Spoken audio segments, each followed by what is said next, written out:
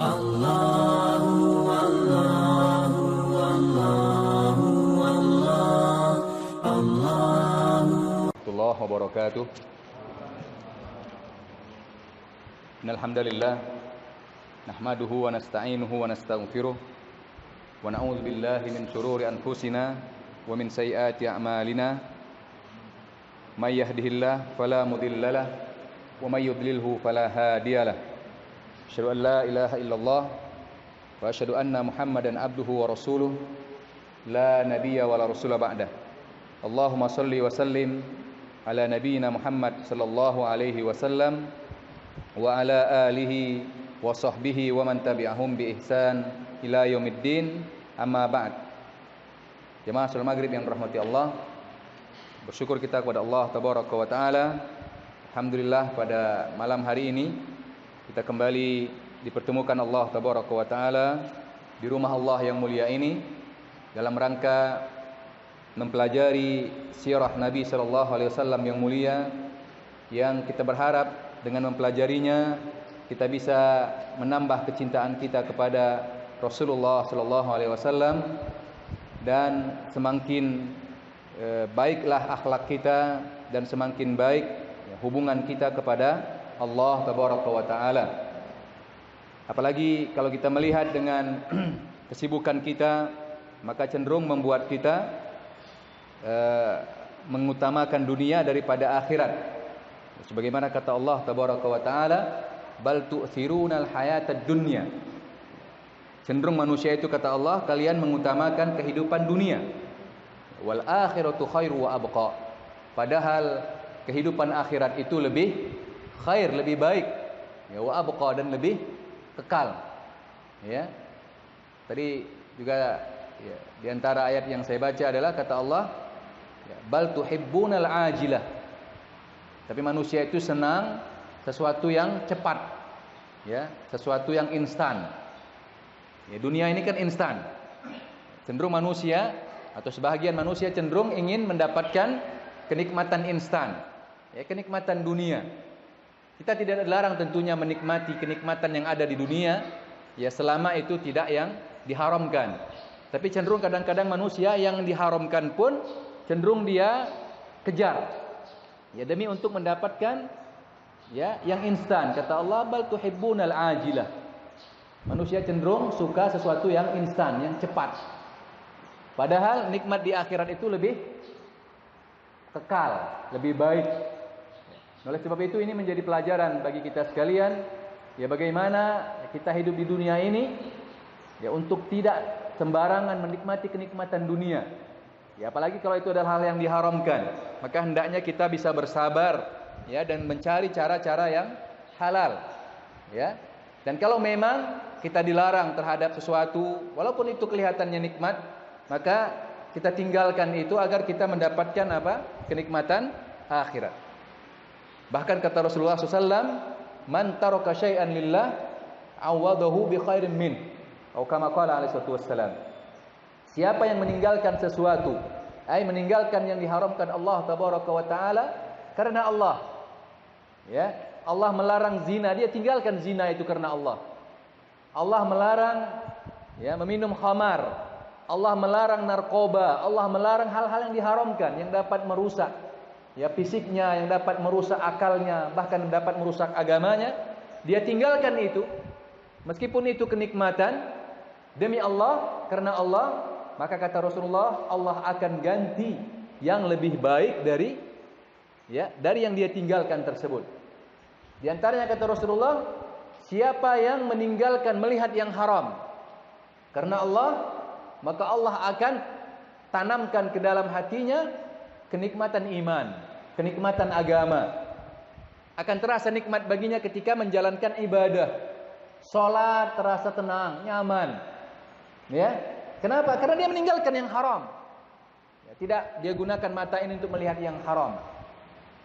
Karena memang pada hakikatnya salat itu ketenangan. Bahkan kalau kata Rasulullah apa? Wa ju'ilat qurratu 'aini fis shalah. Dan dijadikan ketenangan jiwaku itu di dalam salat. Ya, di kesempatan yang lain Rasulullah ngomong sama Bilal, "Ya Bilal, arina bis shalah." Ya Bilal, refresh kita, berikan kita ketenangan dengan salat. Tapi bagaimana kita bisa menikmati salat kalau kita sibuk dengan maksiat? Nggak akan mungkin dapat itu. Ya, maka kita dapati para ulama, orang-orang soleh, ya, salatnya panjang, salatnya lama. Kenapa? Dia merasa nikmat dalam salat tersebut. Kenapa mereka bisa mendapatkan nikmat? Karena mereka tinggalkan hal-hal yang haram. Maka Allah campakkan, ya, Allah masukkan kenikmatan dalam jiwanya, menikmati ibadah-ibadah tersebut. Adapun orang-orang yang senantiasa bermaksiat, ya, kapan dia merasakan nikmat? Ketika setelah selesai sholat. Kalau bisa 3 menit, kenapa harus 5 menit? Ya, bahkan kadang-kadang cenderung protes kalau imamnya bacanya agak panjang sedikit. Padahal yang dibaca imam nggak sampai setengah lembar. Ya, setengah lembar itu nggak panjang. 1 lembar juga di Indonesia nggak panjang. Yang panjang itu kalau sudah 2 lembar, 3 lembar baru panjang. Kalau satu halaman, ya, ini banyak yang sudah protes. Panjang kali bacaan imamnya. Ya. Tapi orang-orang yang meninggalkan hal yang diharamkan, dia akan merasakan nikmat. Salat akan terasa nikmat. Baca Quran akan merasa nikmat. Ya, bahkan ketika dia datang ke masjid akan terasa nikmatnya. Ada di antara orang bertanya, bagaimana kita mendapatkan cara salat yang khusyuk? Maka kata para ulama, salah satunya tinggalkan kemaksiatan. Ya, nggak akan mungkin kita bisa khusyuk salat kalau mata ini terus ngeliatin yang haram, nggak mungkin. Kalau tubuh ini atau mulut ini menikmati yang haram, nggak mungkin dapat merasakan nikmatnya salat. Nggak akan mungkin merasakan khusyuknya salat. Ya, begitu juga baca Al-Quran, terasa nikmat. Ya, bahkan dia akan merasakan seperti orang apa? Ya, seperti orang kehilangan makanan. Ya, seperti kita. Kalau udah nggak makan siang, apalagi sudah jam 2, jam 3. Meskipun datang perintah dari atasan, jam 3 belum makan, waduh.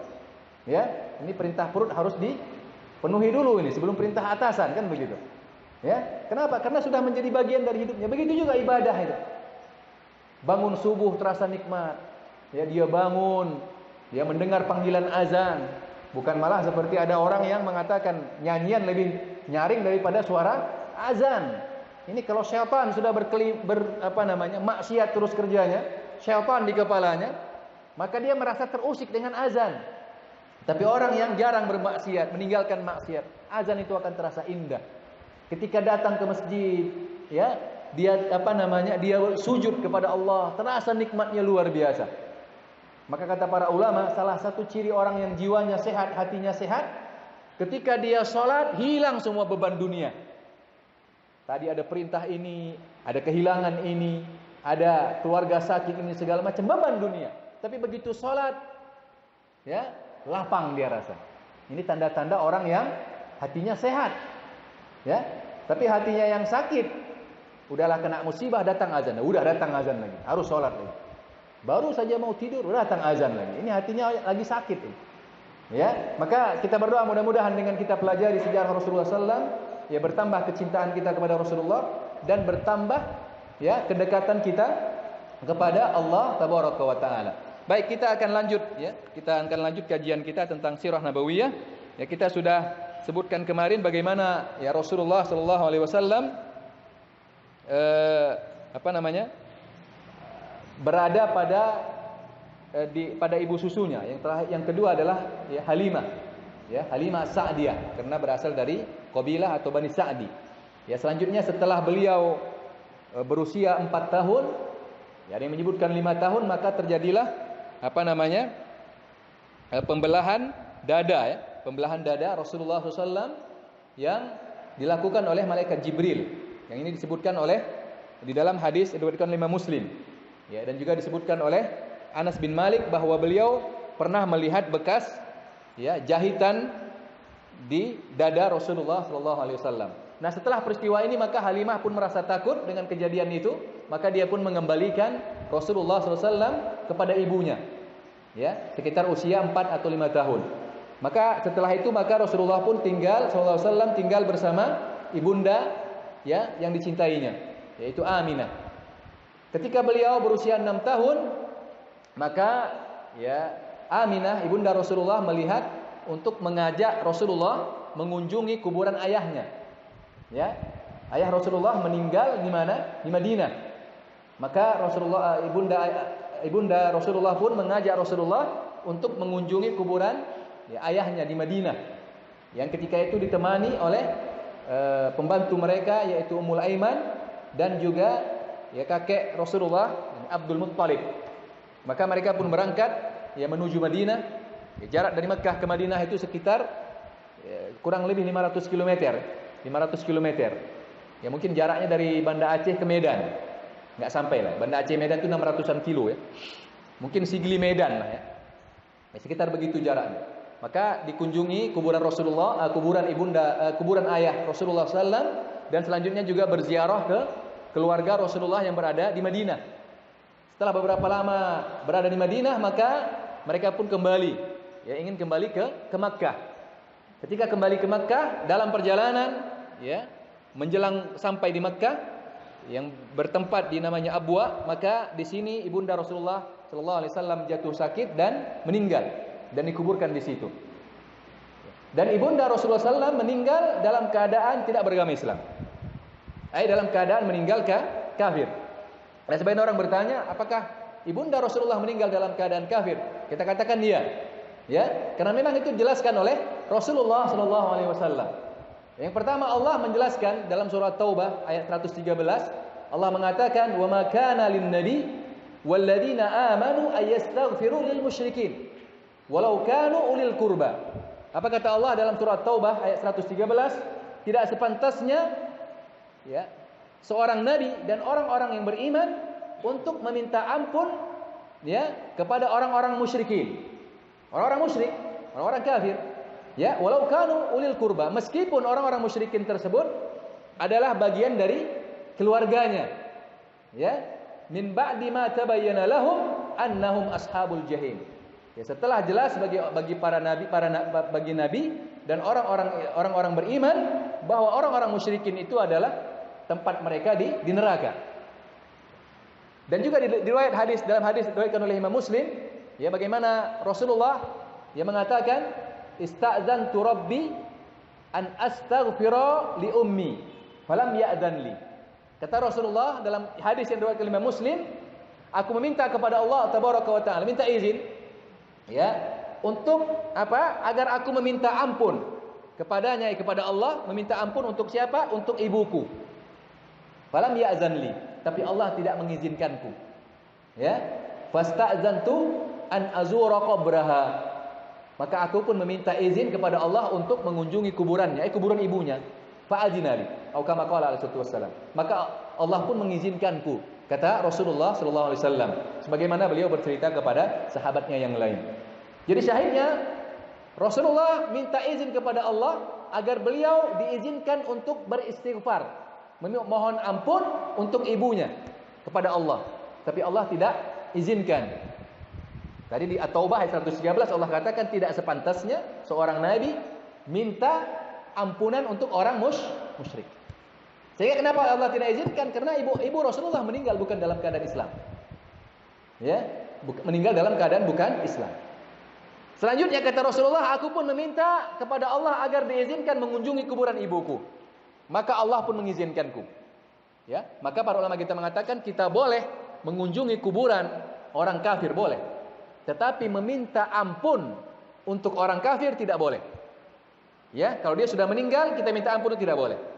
Kecuali dia masih hidup, boleh kita doakan supaya dapat hidayah. Ya boleh. Berbeda dengan orang Islam. Kalau orang Islam, sebandal apapun dia, sejahat apapun dia, selama dia masih Islam, sudah meninggal, kita masih boleh meminta ampunan kepadanya. Ya, katakan misalnya ada kerabat kita, ya, atau saudara kita, penjahat umpamanya, penjudi atau bahkan waliyadzubillah penzina, peminum khamar, tapi meninggal dalam keadaan Islam, ya, maka kita boleh meminta ampunan kepada Allah kepada orang penjahat ini selama statusnya masih dalam keadaan Islam. Jadi ibu Rasulullah meninggal dalam keadaan tidak beragama Islam. Bahkan bapaknya, bapak Rasulullah SAW, Abdullah, ya juga meninggal dalam keadaan bukan beragama Islam. Ya, itu juga diceritakan oleh Imam Muslim. Ya, sebagaimana disebutkan oleh Anas bin Malik. Anas bin Malik mengatakan, ya, ada seseorang datang kepada Rasulullah. Ya, seorang ini bapaknya meninggal dalam keadaan kafir. Maka dia bertanya kepada Rasulullah, "Ya Rasulullah, di mana bapak saya sekarang?" Maka kata Rasulullah, "Bapak Anda di neraka." Ya, karena yang menanya ini bapaknya kafir. Maka dia pun sedih berbalik. Ketika orang ini berbalik, dipanggil oleh Rasulullah. Ya, dipanggil dan Rasulullah mengatakan, "Inna abuka wa abi inna abi wa abuka finnar." Kata Rasulullah, bapak Anda dan bapak saya di neraka. Ya, ini hadis riwayat Imam Muslim. Jadi orang tua Rasulullah juga, bapak Rasulullah juga meninggal dalam keadaan tidak beragama Islam. Ya, ini hadis yang sangat jelas yang disebutkan oleh diriwayatkan oleh Imam Muslim dan menjadi dalil. Ya, dan untuk hal seperti ini kita tidak perlu, ya sebagian orang mengatakan, wah bagaimana orang tua Rasulullah meninggal dalam keadaan kafir sementara anaknya Rasul. Inilah kehendak Allah. Dan kita sebagai keyakinan kita kepada Rasulullah, maka kita percayai apa yang dikatakan oleh Rasulullah. Kita tidak punya informasi lain. Ada yang mengatakan ini kan mereka hidup di ahli sebagai ahlu fatrah. Ahlu fatrah itu adalah secara umum digambarkan adalah orang yang hidup ya di antara zaman Nabi Isa dan Nabi Muhammad. Ya. Tapi para ulama kita mengatakan tidak semuanya ahlu fatrah itu dikatakan dimaafkan, karena terutama yang berada di Mekkah, ya orang yang musyrikin yang berada di Mekkah, ya mereka berada pada fatrah antara Nabi Isa dengan Nabi Muhammad. Tetapi dakwah itu sampai kepada mereka. Dakwah itu sampai kepada mereka. Jadi setelah Nabi Isa meninggal, ya kalau ini diangkat oleh Allah Tabaraka wa Taala ke atas langit, ya sekitar usianya berapa? 30-an tahun. Ya, kalau kita katakan berarti sekitar 30-an Masehi atau 40 Masehi. Sementara Rasulullah lahir sekitar tahun 571 Masehi. Ya. Jadi ada selang sekitar 500-an atau 600-an tahun antara ya berakhirnya dakwah Nabi Isa dengan datangnya dakwah Rasulullah SAW. Ya.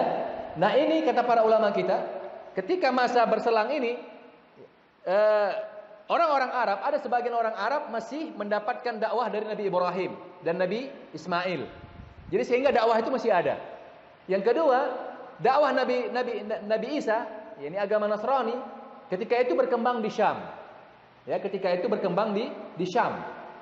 Ya, Syam yang kalau sekarang berapa negara? 4 negara. Palestina, Lebanon, Yordania dan Suriah. Ya, itu berkembang. Agama Nasrani itu berkembang. Ya, dan orang Quraisy tidak putus hubungan dengan Syam. Terbukti bagaimana mereka melakukan perjalanan dagang ke Syam. Artinya akses dakwah itu ada. Akses dakwah itu ada, tidak terputus. Sehingga kata para ulama, khususnya orang-orang yang berada di Makkah ketika itu, dakwah itu sampai kepada mereka. Tapi mereka atau kebanyakan mereka tidak mau mendengar dakwah tersebut. Karena masih ada orang-orang di Makkah yang mendengar dakwah. Ya, termasuk dakwahnya Nabi Isa. Siapa itu? Contohnya diantaranya adalah Waraqah bin Naufal. Waraqah bin Naufal bukan orang musyrik. Dia paham agama Nasrani dan menjalankan agama Nasrani. Dia meninggal di atas tauhid. Ya, termasuk nanti ada Bahira. Ya, ada Bahira, itu seorang pendeta Nasrani. Ya, juga ini orang yang berada di agama Nasrani dan tidak bukan musyrik.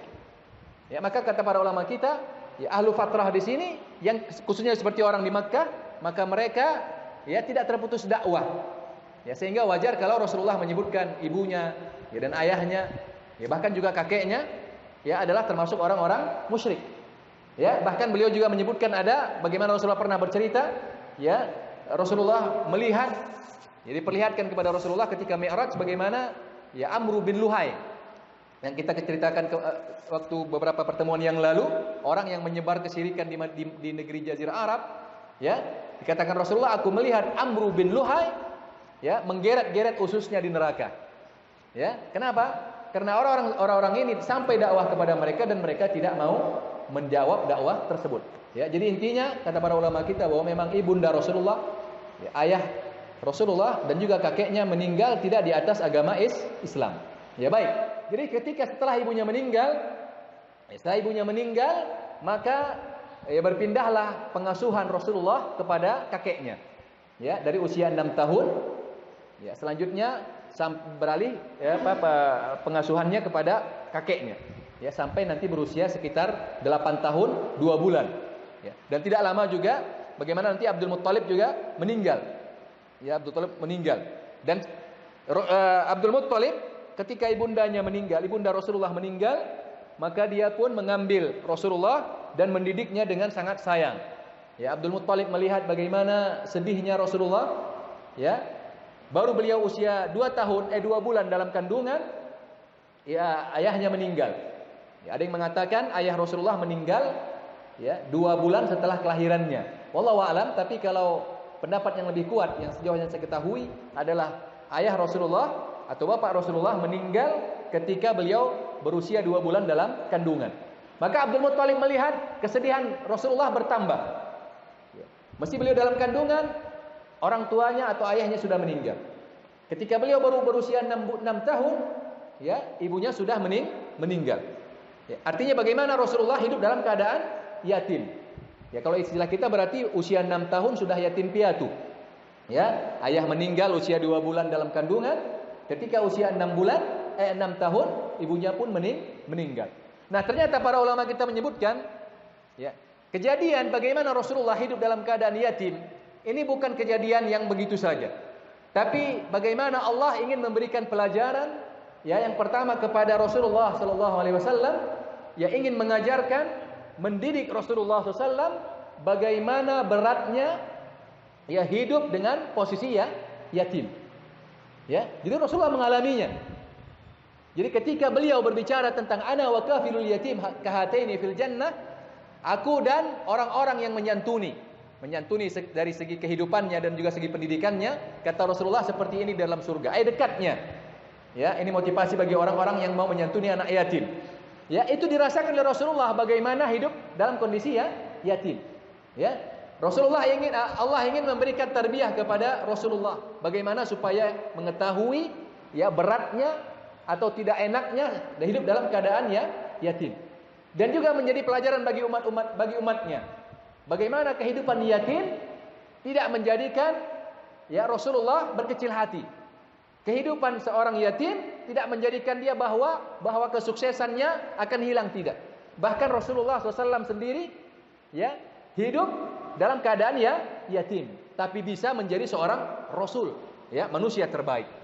Dan kalau kita juga melihat bagaimana, ya, para ulama kita, ya, banyak yang hidup dalam keadaan yatim, termasuk Imam Syafi'i. Imam Syafi'i, ya, ketika beliau berusia sekitar 6 atau 9 tahun, ya, beliau juga dalam keadaan yatim, orang tuanya meninggal. Tapi itu tidak menjadikan dia, ya, berkecil hati. Bahkan bisa sukses menjadi salah seorang ulama besar. Sehingga kata para ulama, ya, kehidupan Rasulullah dijadikan oleh Allah Tabaraka wa Ta'ala hidup dalam keadaan yatim, ini menjadikan pelajaran bagi Rasulullah dan juga bagi umatnya. Nah, setelah itu maka Abdul Muttalib pun melihat bagaimana harus memberikan, ya, perhatian cukup baik, perhatian yang maksimal untuk Rasulullah Shallallahu Alaihi Wasallam. Ya, maka Abdul Muttalib pun memberikan perhatian khusus. Bahkan perhatiannya ini melebihi perhatiannya kepada anaknya dan cucu-cucunya yang lain. Ya, di antaranya disebutkan bagaimana Abdul Muttalib ini adalah seorang pembesar Quraisy. Ya, dan biasanya beliau mempunyai majelis, pertemuan, ya, khususnya dengan anak-anaknya. Karena Abdul Muttalib ini punya anak 10, ya, punya anak 10, ya, beserta nanti keturunan-keturunannya. Jadi dia punya waktu-waktu tertentu berkumpul bersama keluarga. Ya, ini kebiasaan baik yang saat sekarang ini juga menjadi perlu kita tiru. Bagaimana orang tua perlu membuat waktu khusus untuk berkumpul dengan anak-anaknya. Ya, jangan sibuk anaknya nanti nonton TV, orang tua sibuk dengan HP. Ya, nggak pernah ketemu. Ya, bahkan kadang-kadang katanya antara suami dengan istri nggak pernah ketemu. Ketemunya di mana? Di grup WhatsApp. Ya, padahal mereka satu rumah. Ya, baik. Jadi Abdul Muttalib ini punya majelis. Ya, waktu-waktu tertentu kumpul sama anaknya.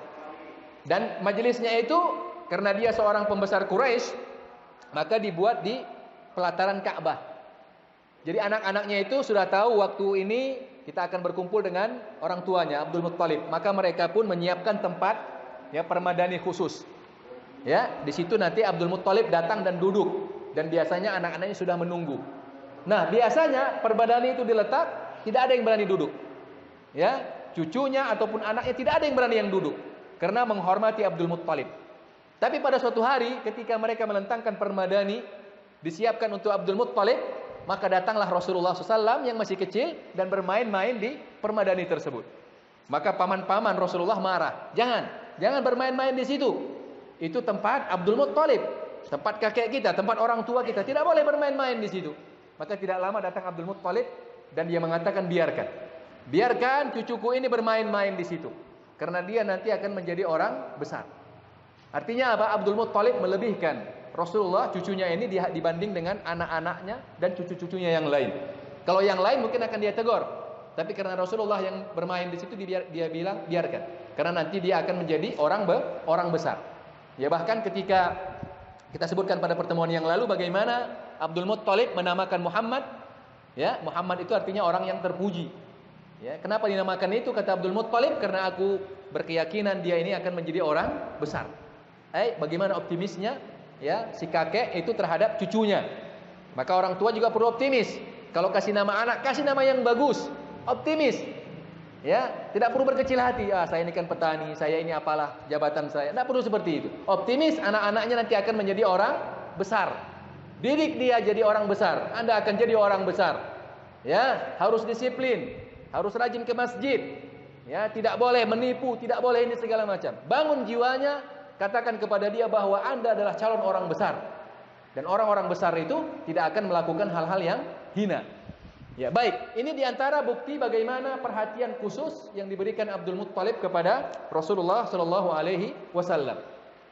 Maka tidak lama setelah berusia 8 tahun, ya, sekitar 8 tahun 2 bulan, ada yang menyebutkan 8 tahun 2 bulan 10 hari, maka kakeknya pun meninggal dunia. Abdul Muttalib meninggal dunia ketika Rasulullah masih berusia 8 tahun. Para ulama kita juga menyebutkan ternyata bagaimana Rasulullah, ya, atau kakek Rasulullah diwafatkan oleh Allah Tabaraka wa Ta'ala sebelum Rasulullah menginjak usia balik. Ya, kenapa? Salah satu hikmahnya adalah agar jangan orang-orang yang tidak suka dengan Islam, tidak suka dengan Rasulullah, mengatakan bahwa apa yang dibawa oleh Muhammad diajarkan oleh kakeknya. Karena kakeknya seorang pembesar. Maka pada usia 8 tahun Allah pun mewafatkan kakek Rasulullah SAW ketika Nabi Muhammad berusia 8 tahun. Sehingga ya, Rasulullah tidak banyak menerima informasi dari kakeknya. Usia 8 tahun. Ya, kalau sudah sampai 20 tahun, 30 tahun bisa saja dia katakan itu belajar dari kakeknya itu. Ya, apa yang dia sampaikan belajar dari kakeknya. Tapi tidak. Usia Rasulullah 8 tahun, kakeknya pun meninggal. Artinya Rasulullah belum banyak menerima informasi dari kakeknya. Ya, baru usia 8 tahun. Maka tidak lama ya berpindahlah kepada pamannya, ya, Abu Thalib. Ya, Abu Thalib, ya, dari mulai usia 8 tahun sampai usia 40 tahun. Bahkan ada yang menyebutkan sampai usia lebih. Ya. Dan Abu Thalib juga ya karena melihat bagaimana ya pribadi Rasulullah dan juga perlakuan Abdul Muttalib, ya kakeknya terhadap Rasulullah, maka Abu Thalib pun memberikan perhatian khusus. Ya, perhatian khususnya bagaimana Abu Thalib melebihkan Rasulullah dibanding dengan anak-anaknya yang lain.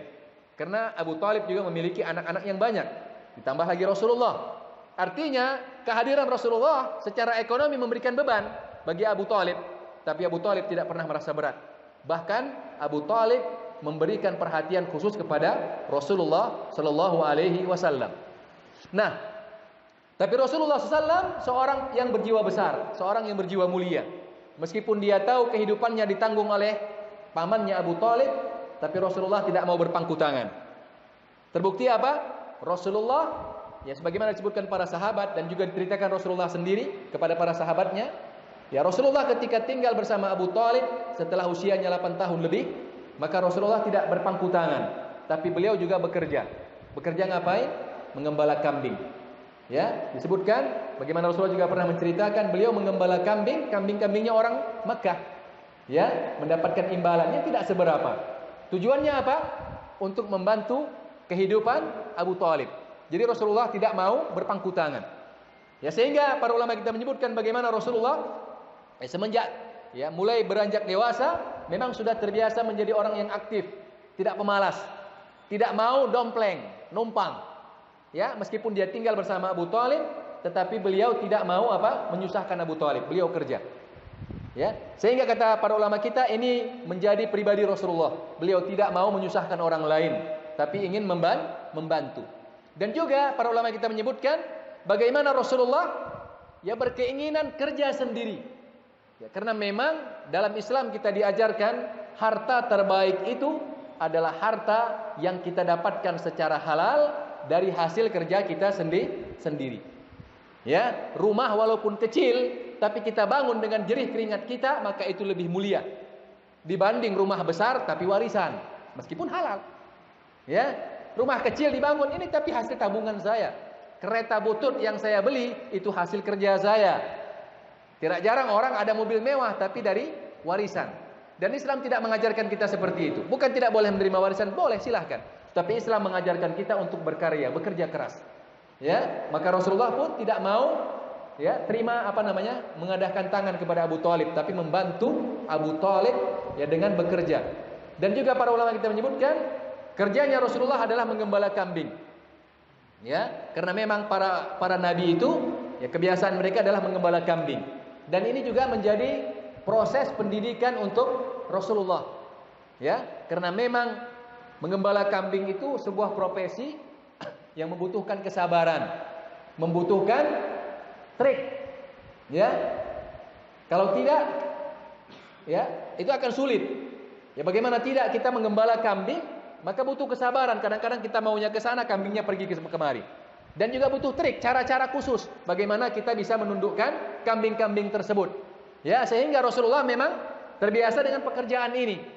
Ya, sehingga dengan mudah dia ya memiliki trik ya untuk mengarahkan manusia, ya untuk mendidik manusia. Karena sudah terbiasa ya mengarahkan ya kambing-kambing ini. Juga rasul-rasul yang lain. Ini menjadi pelajaran. Ya, karena tidak semua kita mampu menggembala kambing. Menggembala kambing itu kelihatannya enak, tapi kalau yang nggak punya ilmu sulit juga. Ya, kecuali cuman ngambil rumput kasih. Enggak, ini dibawa. Ya, apa istilahnya kalau kita di Medan namanya ngangon ya, apa? Ya, orang Jawa namanya ngangon ya. Ya, ngangon itu kita harus tahu di mana tempat yang bagus. Ya, jangan sampai nanti kambing itu masuk ke jurang. Kita harus paham ini rumput ya, rumput layak dikonsumsi apa tidak. Butuh kecerdasan. Jadi bukan pekerjaan, bukan profesi sembarangan itu. Dilakukan oleh orang-orang cerdas. Maka Rasulullah profesinya itu. Selain nanti Rasulullah juga berdagang. Ya, ketika beliau sudah mulai beranjak dewasa, beliau juga berdagang. Ya, jadi intinya memang Rasulullah itu hidupnya ya bukan pengangguran, tapi hidupnya dengan apa? Penuh karya, penuh kerja, penuh usaha usaha maksimal, kerja keras. Ya, ini mengajarkan kepada para pemuda Islam ya untuk tidak menjadi orang pemalas, tapi menjadi orang-orang yang rajin. Ya, tidak memilih-milih pekerjaan selama pekerjaan itu halal. Ya, apalagi kadang-kadang sekarang ini karena ketinggian pendidikan, ya kadang kalau pekerjaannya kecil tidak mau padahal pekerjaannya halal. Karena terlalu memilih pekerjaan akhirnya menjadi pengangguran. Dalam Islam tidak boleh menganggur dalam Islam ini. Ya, apa pekerjaan yang bisa kita kerjakan selama pekerjaan yang halal. Ya, kadang-kadang kalau kita melihat ya, saudara-saudara kita di Jawa sana luar biasa kreatifnya. Ya, tidak ada kata nganggur. Ya, tidak ada kata nganggur. Walaupun mungkin secara pendidikan mereka biasa-biasa saja, tetapi masya Allah kreatif, jualan makanan, ya jualan hasil karya. Kalau kita lihat ya teman-teman di Jogja sana, bagaimana mereka berkarya, tidak ada pengangguran.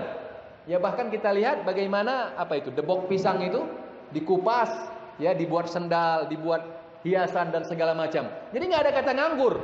Ya, Islam ini tidak mengajarkan kita malas, tapi mengajarkan kita berkarya. Ya, melihat peluang selama tidak dengan cara-cara yang haram. Selama cara-cara yang halal silahkan. Ya, kenapa malu menjual bakso? Ya, toh lebih kita malu menjadi orang peminta-minta, atau lebih malu kalau menjadi koruptor, lebih malu kalau menjadi penjual narkoba. Ya, kenapa malu jual bakso? Kenapa malu jualan keliling? Ya, ini tidak perlu sungkan, tidak perlu gengsi dalam Islam selama perbuatan itu perbuatan yang halal. Ya, maka kata para ulama, profesi Rasulullah ini mengajarkan ya, kepada para pemuda Islam untuk menjadi orang-orang yang rajin, ya, dan mau berkarya, bukan menjadi pemalas. Ya, bahkan Rasulullah juga menyebutkan ya bahwa sebaik-baik makanan yang dimakan seseorang adalah makanan dari hasil kerja tangannya sendiri. Ya, Rasulullah menyebutkan Nabi Daud itu ya seorang raja Tetapi untuk makanannya dia bekerja sendiri dari hasil kerjanya. Mengapain? Buat baju besi. Ya, karena Nabi Daud diberikan kekuatan, kemudahan untuk melunak besi. Maka dia buat baju besi, dia jual, hasilnya untuk makan. Dan nabi-nabi yang lain, ya, jadi tidak ada nabi-nabi lain itu yang dompleng. Ya, kerjanya minta-minta enggak, atau menjadi pemalas, tidak, padahal mereka seorang nabi. Maka ini mengajarkan kepada kita, kepada umat Islam khususnya, untuk tidak menjadi orang pemalas, tapi menjadi orang yang rajin. Ya, silahkan kita berusaha di dunia ini semaksimal mungkin, sebanyak-banyaknya, selama tidak dengan cara yang haram. Dan yang kedua, selama tidak, ya, melupakan akhirat, tidak melupakan ibadah. Ya, ya, silahkan menjadi orang kaya. Ketika kita menjadi orang kaya, maka kesempatan kita untuk beribadah lebih banyak. Kita diperintahkan naik haji, bagaimana mau haji kalau nggak ada uang? Kita diperintahkan umroh, kita diperintahkan zakat, kita diperintahkan sedekah, kita diperintahkan membantu orang miskin, diperintahkan membantu anak yatim. Bagaimana kita membantu kalau kita tidak punya kelebihan? Ya, maka dalam Islam silahkan berkarya, silahkan berusaha semaksimal mungkin selama dengan cara-cara yang halal. Dan yang kedua, jangan sampai melupakan akhirat, jangan sampai melupakan ibadah. Ya, baik, mungkin untuk malam hari ini yang bisa dapat kita sampaikan. Ya, akan kita sambung pada pertemuan selanjutnya. Mudah-mudahan bermanfaat. Ya, jika ada hal-hal yang ingin didiskusikan, ya saya persilahkan. Waalaikumsalam warahmatullahi wabarakatuh. Pada zaman Rasul waktu kecil, maka sumber mata air itu cuma air Zam-Zam aja atau ada yang lain? Sumber mata air, ya? Iya. Yang kedua, bagaimana caranya untuk menjaga kita dalam istiqomah dalam beribadah? Iya. Ya, Assalamualaikum warahmatullahi wabarakatuh. Ya. Baik, apakah pada masa Rasulullah itu hanya sumber air, ada hanya sumber air dari Zam-Zam? Ya. Kalau kita membaca sejarah tentunya tidak, karena konsentrasi orang pada zaman Rasulullah itu tidak hanya di Mekah saja, tapi bertebaran, ya, di daerah-daerah yang lain, ya, di tempat-tempat yang lain. Maka tidak tertutup kemungkinan ya ada sumber mata air lain, tapi yang terbesar adalah Zam-Zam. Ya, kalau berdasarkan sebaran masyarakat ketika itu, ya, wallahu taala alam. Yang kedua, bagaimana kita menjaga agar kita bisa istiqomah? Ya, istiqomah ini kan artinya tetap berada di jalan ketaatan. Ya, tetap berada di jalan ketaatan. Tentunya ini yang kita inginkan dan kita diperintah. Ya, seperti kata Rasulullah SAW, ya, bahwa seperti kata Allah, ya, kata Rasulullah, "Qul amantu billah tsumastaqim." Ya, katakan aku beriman kepada Allah, selanjutnya beristiqomahlah. Karena memang kita dituntut untuk istiqomah di atas agama yang mulia ini. Nah, sekarang pertanyaannya, bagaimana supaya kita bisa istiqomah? Ya, yang pertama, kita harus sadari bahwa istiqomah di atas ketaatan, di atas jalan Allah itu merupakan perintah. Ya, bukan pilihan, tapi ini perintah. Artinya kita harus istiqomah. Nah, sekarang yang kedua, caranya bagaimana? Yang pertama, maka kita hendaknya senantiasa berdoa. Berdoa kepada Allah. Rasulullah mengajarkan kita salah satu doa yang selalu diucapkan Rasulullah. Apa itu doanya? Ya muqallibal qulub, tsabbit qalbi ala dinik. Ya, wahai yang membolak-balikkan hati, tetapkanlah aku di atas agamamu. Ya, maka ini perlu kita doa. Kita senantiasa berdoa. Ya, meminta kepada Allah agar kita diberikan keistiqomahan. Ya, yang selama ini sudah jaga sholat berjamaah, masya Allah. Ya, ini harus kita jaga. Jangan kendor-kendor lagi. Yang selama ini, ya, tidak melakukan kemaksiatan, ini harus kita jaga. Jangan lagi bolak-balik kemaksiatan. Ya, yang selama ini sudah tidak melakukan hal-hal yang haram, ini harus kita jaga. Jangan lagi kembali melakukan hal yang haram. Maka salah satu yang pertama kita lakukan berdoa. Berdoa meminta kepada Allah supaya kita diberikan istiqomah. Salah satu doanya, ya muqallibal qulub, tsabbit qalbi ala dini. Ya Allah yang membolak-balikkan hati, tetapkanlah aku di atas agamamu. Ya, ini yang pertama. Kalaupun tidak bisa bahasa Arab, bahasa Indonesia. Dia doa itu tidak mesti bahasa Arab. Bisa bahasa Indonesia, bahasa Indonesia. Atau ada yang orang Jawa, bahasa Jawa, tidak masalah. Ya, meskipun kalau kita hafal doa-doa Rasulullah itu lebih baik. Tapi kalau tidak bisa, silahkan dengan doa dengan bahasa masing-masing. Baik, itu yang pertama. Yang kedua, maka kita perlu menjaga lingkungan, menjaga teman. Ya, menjaga teman. Ya, karena teman, kata orang Arab, as-sahib sahib. Teman itu narik seperti listrik. Listrik kalau tegangan tinggi, hati-hati. Jangankan 30 cm, 1 meter pun narik dia, nyerap. Begitu juga teman. Ya, kebanyakan orang rusak karena temannya. Ya, maka kata Rasulullah dalam hadisnya, ya, perumpamaan teman yang baik dengan teman yang buruk. Ya, kalau teman yang baik itu seperti penjual minyak wangi. Ya, teman yang baik itu seperti kita berteman dengan penjual minyak wangi. Bagaimana? Kalau kita tidak beli minyak wanginya, maka minimal kecium wanginya. Kalau kita rajin atau berteman dengan orang yang rajin sholat, ya, kalaupun kita tidak terus ke masjid, maka minimal kita sering ke masjid. Yang kedua, minimal kita tahu bahwa tidak ke masjid itu aib. Ya, itu minimalnya seperti itu. Tapi kalau kata Rasulullah, berteman dengan orang yang jelek itu seperti berteman dengan pandai besi, tukang buat parang, tukang buat pisau gitu. Ya, kalau yang pertama yang kemungkinan pertama kena percikan apinya, maka baju akan menjadi koyak-koyak.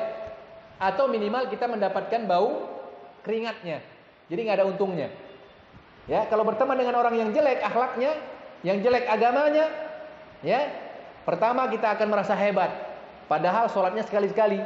Ketemu sama orang tidak pernah sholat, wah, saya hebat. Mendinglah saya, walaupun cuma sekali Jumat ke masjid. Ya, dia aja nggak sholat. Nah, kayak gini kejadiannya, merasa hebat. Padahal sekali ke masjid, sholat cuma sholat Jumat. Ini bukan baik ini, masalah. Ya, maka pilih teman. Ya, kalau mau berubah, rubah teman. Ya, rubah lingkungan. Termasuk yang masih jomblo ini, ya, yang mau menikah nanti, jangan cuma lihat cantiknya, tapi yang pertama lihat agamanya. Ya, berapa banyak orang karena hanya melihat cantiknya, yang awalnya rajin sholat, akhirnya apa? Meninggalkan masjid. Yang awalnya taat, karena istrinya bermasalah, jelek istrinya, menjadi jelek.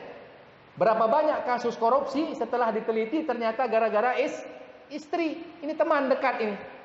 Ya, tetangganya ganti mobil baru, dia bilang, aduh abang ini pangkatnya udah naik, tapi masih naik kereta butut terus.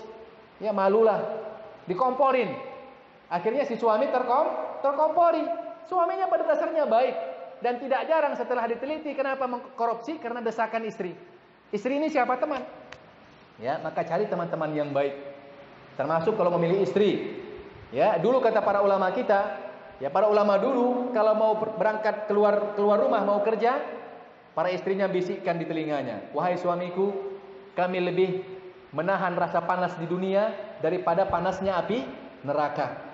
Itu yang dibisikkan oleh istri kepada suaminya. Artinya apa? Carilah yang halal untuk kami. Biarlah kami tidak pakai AC daripada pakai AC tapi hasil curian. Ya, biarlah panas tapi halal daripada dingin tapi dengan cara yang haram. Ya, maka hati-hati, termasuk istri.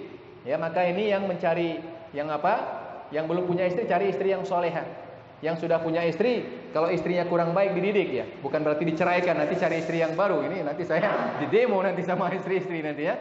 Ya, dididik istrinya, diajak ke kajian dan segala macamnya. Jadi yang kedua, cari teman-teman yang baik. Ya, cari teman-teman yang baik. Ya, setelah berusaha berdoa, yang kedua cari teman yang baik.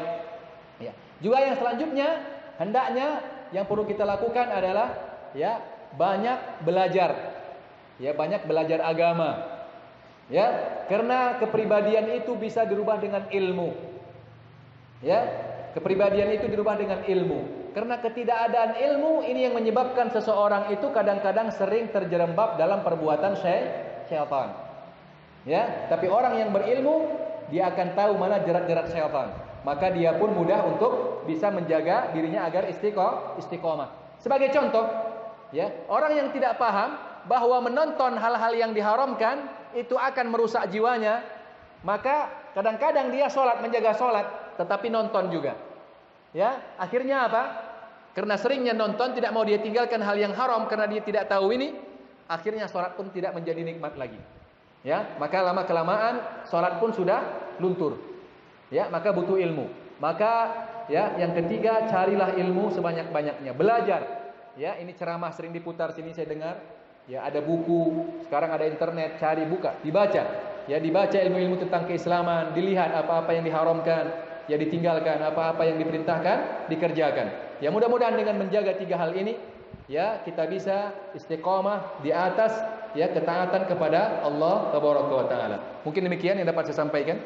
Sudah azan ya. Baik, kita cukupkan. Subhanakallah wa bihamdik, asyhadu an la ilaha illa anta, astaghfiruka wa atubu ilaik. Wassalamualaikum warahmatullahi wabarakatuh.